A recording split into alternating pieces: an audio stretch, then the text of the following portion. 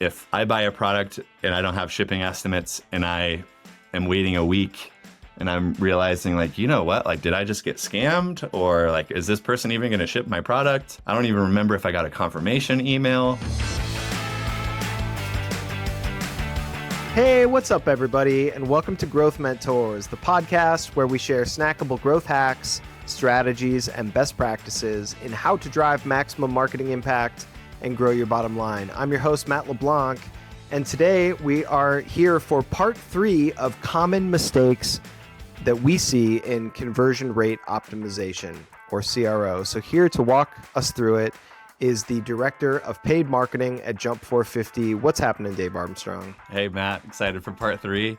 Yes, excited for part 3. If you have not checked out part 1 and 2, that's cool. You can start here. We're doing these in no particular order, but what we basically did was gathered a bunch of common mistakes that we see brands running into with a CRO, decided to make these in sort of snackable little doses for you. So just going to take a quick moment to talk about why this is important. The CRO directly affects your bottom line. It improves your customers' experience, and it leads to valuable insights that lead to business growth. So lots of great reasons to go over CRO. We've got 5 more common mistakes to take us home here today. And why don't you start us off with flat testimonials? Great. Yeah, flat testimonials is a pretty large mistake that we usually see people make.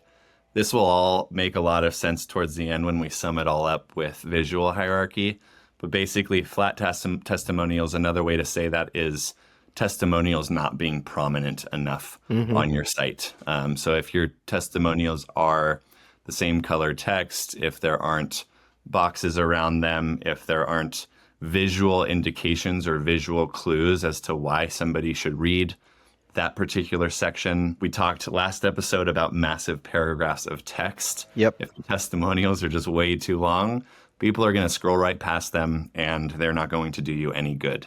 So if your testimonials right now are blending into the rest of your site too well, technically, or too much, then that's something that you can test. You can pop a different color box around it and see how that does with the conversion rate on your site. Anything to catch the user's eye or the visitor's eye more, especially with things as strong as an actual purchase testimonial or purchase review.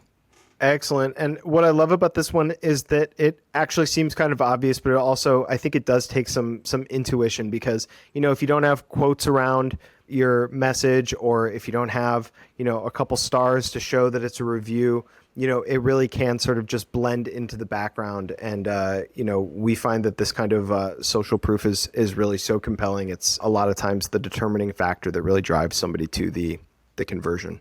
Yeah, I think another part of it too is, this is probably going to be understated, but there's a constant battle, I think, between design and brand and conversion rate optimization, for lack of a better way to kind of put it, where something might look visually beautiful on your website.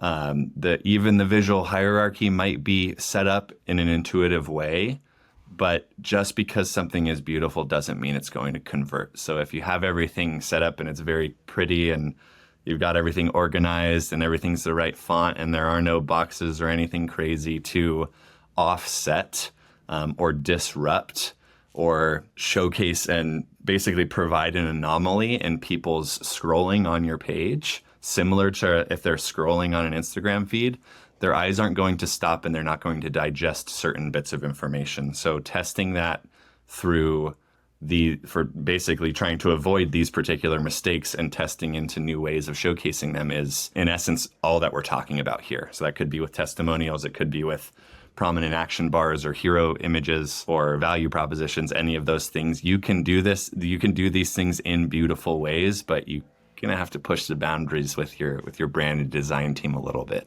I love how you're putting that. Yeah, it's kind of about disrupting your own flow with something. I actually would like to throw us a little bit out of order here, Dave. For number 2, why don't we talk about no star rating or badges on the collection page? Because in my mind, that sort of is the same lesson, right? If you've got star ratings or badges, it also kind of stands out against maybe some of those design elements and is kind of compelling social proof or media proof to purchase. Yeah, I have a thought on this, and I'm not sure if it's a sad thought or if it's really just something that people need to be doing because of the way that we as humans are starting to become more and more accustomed to, and like what we're actually looking at. And so the reason I say it's a sad thought is because we see time and time again when you add reviews, when you add star ratings or different trust badges to your product pages or to your collection pages, that your conversion rates will go up.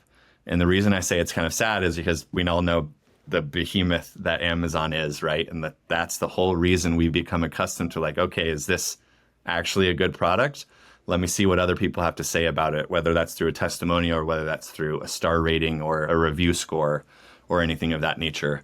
And the reality is it does help quite a bit. So whether that's a sad thing or a happy thing, you can be the judge of that. But we are all looking for reasons to trust more, which maybe that's a great thing. Right.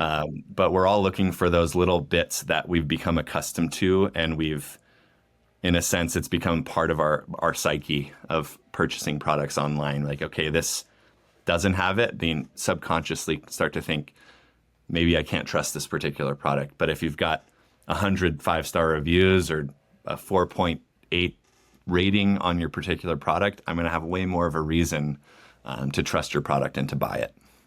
I'm going to keep it G real. 100 reviews is not enough for me. I'm looking for something. I'm looking for more compelling social proof than that. Well landed. So flat testimonials, number one. Number two, we're doing no star rating or badges on the collection page. But number three, let's take us into unclear shipping times. This one's pretty self-explanatory, but obviously could make a really big impact. Yeah, pretty self-explanatory. Again, this is something that I'll call out Amazon again here, but this is something that we've become accustomed to. And it doesn't necessarily mean that you need to have fast shipping times. You don't need to have 2-day shipping, 2-day free shipping, or whatever it might be. But the knowledge that I have or that the user will have on when their product is going to arrive is very important. Even if it's going to take your product a while to get there, again, the trust that you can instill and the transparency that you can instill in your user is very important. If I buy a product and I don't have shipping estimates and I am waiting a week and I'm realizing like, you know what, like, did I just get scammed? Or like, is this person even going to ship my product? I don't even remember if I got a confirmation email. Yep. There's a bunch of reasons as to why this is important.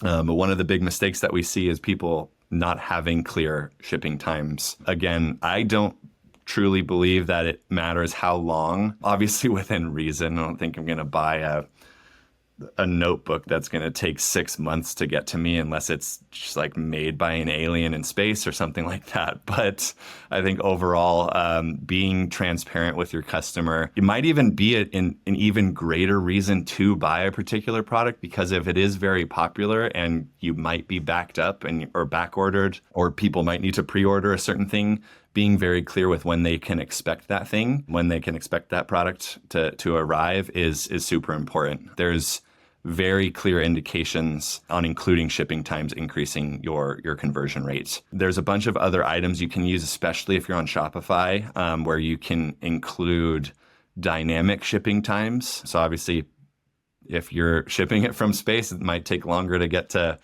Australia as it does to get to San Diego, California, or something like that. So some tools are really helpful with dynamically updating your shipping times too. Instead of you just saying, hey, maybe it's going to come in 1 to 5 weeks, you can actually update that based on the user's IP address, or if they put their postal code in there, you can update it based on their postal code too. Sure, but I think what we're really talking about here is setting expectations for the timeline in which somebody's going to receive something. Pretty good there. Number 4, we've got really, if you're having a problem with number 4, then you really need this list. This is the unnoticeable CTAs, or calls to action. Yeah, unnoticeable CTAs, or again, CTAs not being prominent enough. We've talked about visual hierarchy and prominence of certain features on your funnel or on your web experience. unnoticeable CTAs is a massive one that's going to increase your conversion rate. This, again, you might have to argue with some of the design or some of the brand people on your website because they might think buttons are ugly, but buttons are what people click. Like that's the bottom line. Buttons are what people click on to get to your product page, to add to cart, to click confirm purchase. And again, we become accustomed to those things. So if it's difficult for you to see a CTA, for you to understand if it's even a CTA, Right. if you don't have a button, if there's not a background, if it's not noticeable, there are very few sites who can get away with this and it's fine. But for the vast majority of us, having a prominent clickable CTA, split test the different colors. They can be in your brand colors. They don't have to be Amazon yellow or orange or whatever that color is. But overall, having prominent CTAs it's a no-brainer for us in CRO. Absolutely. And there's kind of like a visual language that I feel like we've all like sort of subconsciously gotten used to with CTAs. So it's even the messaging that you're using on the CTA. Is it 2 words? Is it 3 words? Does it feel like call to action language? Really just kind of having all of those things dialed in. Am I going to be excited to click on that CTA? Once I click that CTA or once I click that purchase, am I going to be stoked on getting that product? Am I going to be waiting for it at the door? That's the overall feeling that you're trying to instill with people, as hard as that can be. Dude, and I think we can all agree we all love getting super freaking stoked when clicking those CTAs. Am I right? I grew up in Southern California. You got to give me a break. Number 5, no social proof above the fold. Yeah, I think this is our last specific one here on CRO mistakes or most common CRO mistakes that we see people make.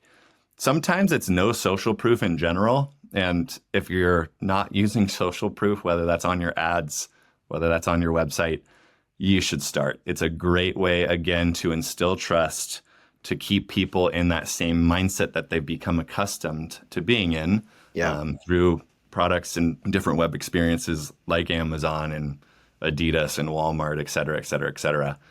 So having social proof on your site in general is usually, if not always, a good thing.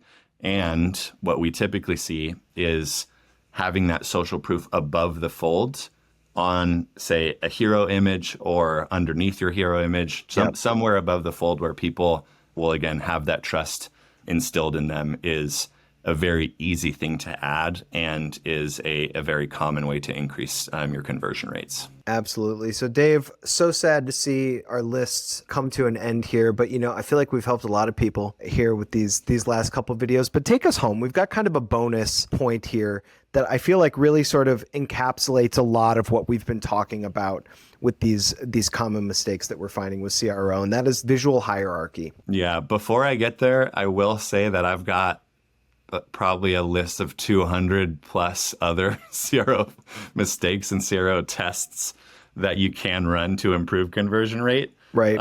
So if you are super interested in this, let us know and we'll make another 20-part series and we can go through all the nitty-gritty specifics on how to increase your conversion rate. But the bonus mistake or the bonus thing within CRO, the bonus kind of overarching foundational belief here is visual hierarchy. I typically only hear people say the words visual hierarchy when I'm talking to brand identity, like designer, designers, creative director. And I typically don't hear that when I'm talking to performance marketers or direct response marketers. Typically, it's all about buttons and testimonials and colors and this and that, but everything flows into visual hierarchy. So a common mistake that we've basically gone through all of these other 15 mistakes and they can all flow into this and they can all arguably be a part of this is not having a visual hierarchy or not prioritizing or focusing on your visual hierarchy. And what that actually means is where does a user's eyes go when they get on your site for the first time or the second time or the third time? Just anytime you have a visitor on your site, where do their eyes go?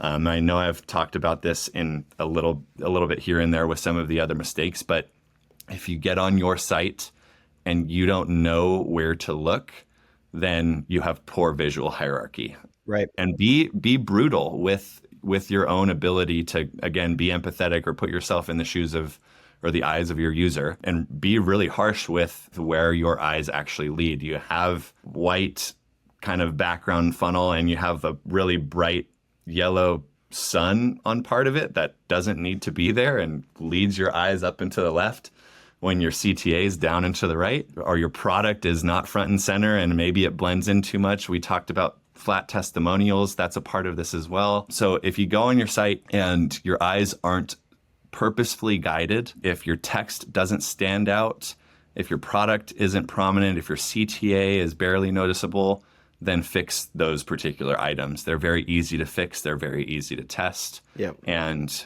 again, since we're in this world of performance marketing, you get data very quickly to see if you made the right decision or not. Obviously, depending on how many visitors you get to your site and how much statistical significance you can have. But overall, you can know pretty quickly if you made the right decision on if people are clicking through more often or at higher rates, and if they're purchasing, hopefully, also at higher rates or at least the same rates if you're getting more users. So overall, visual hierarchy is probably where we can leave everybody, Matt.